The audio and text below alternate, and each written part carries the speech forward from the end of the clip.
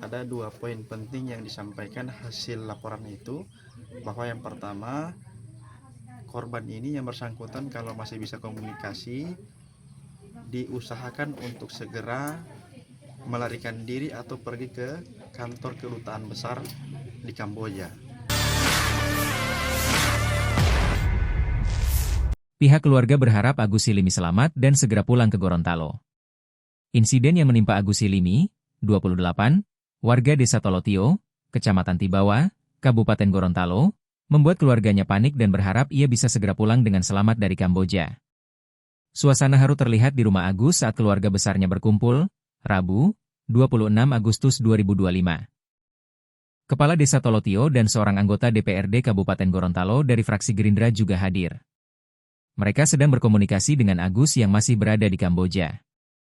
Menurut informasi yang berhasil dihimpun, Agus saat ini telah berhasil keluar dari perusahaan ilegal yang mempekerjakannya. Ia dibantu seorang tenaga kerja Indonesia, TKI, untuk melarikan diri. Rencananya, Agus akan menuju ke Kedutaan Besar Republik Indonesia, KBRI, atau langsung ke bandara. Pihak keluarga, anggota DPRD, dan beberapa pihak terkait sedang mengumpulkan uang untuk membantu biaya kepulangan Agus. Namun, pihak keluarga masih enggan memberikan keterangan lebih lanjut hingga Agus benar-benar kembali ke tanah air.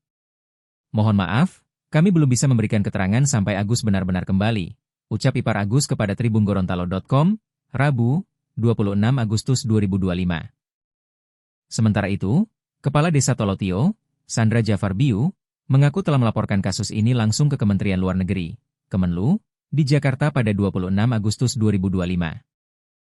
Ada dua poin penting yang disampaikan hasil laporan itu, bahwa yang pertama, korban ini yang bersangkutan kalau masih bisa komunikasi, diusahakan untuk segera melarikan diri atau pergi ke kantor kedutaan besar di Kamboja, agar ini bisa mendapatkan perlindungan dan bisa lebih cepat kembali ke kampung halaman.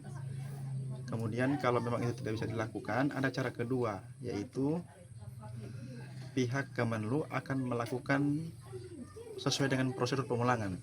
Jadi mereka akan menyurat ke pihak kedutaan yang ada di Kamboja, kemudian juga akan menyampaikan surat ke negara Kamboja untuk supaya ini WNI warga Desa Tolotio ini bisa dipulangkan dengan baik-baik akibat dari TKI ilegal tadi.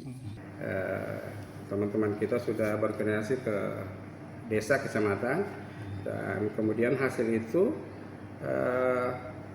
kita fasilitasi, koordinasikan ke pos pelayanan pelindungan pekerja migran Indonesia yang ada di Gorontalo, ya. Yang kemudian hasilnya itu disampaikan ke P3MI, ya, karena kita kan belum ada P3MI di Gorontalo. Nah, ini karena hasil itu, karena dia pekerja ilegal, maka seluruh tanggung jawab itu diserahkan ke keluarga, karena itu ilegal. Nah, makanya tinggal bagaimana secara administrasi, saya sampaikan kemarin ke Kepala Bidang, solusinya seperti apa. Nah, sekarang Kepala Bidang masih jalan dengan provinsi, bagaimana solusinya bisa pekerja ilegal ini bisa selamat, bisa pulang kembali ke sini. Nah, saya kira ini. Ya. Nah, kemudian Pak Kades, kira-kira apa upaya konkret yang dilakukan untuk mencegah warga Gorontalo berangkat bekerja di luar negeri melalui jalur ilegal ini? Ya, kebetulan kemarin kita melakukan sosialisasi, ya, di bulan Juli atau awal Agustus kemarin. Kita mengundang 3 perusahaan besar untuk perekrutan calon pekerja migran yang legal. Nah, kemarin kita sudah kerjasamakan dan kita sudah sosialisasikan ke kepala desa dan kecamatan. Nah, itu kita sudah lakukan. Nah, bagaimana para pekerja Gorontalo itu masuk melalui agen-agen resmi terkait dengan pekerjaan migran, supaya ada persoalan negara masuk di situ. Nah, gitu. Download Tribun X sekarang, menghadirkan lokal menjadi Indonesia.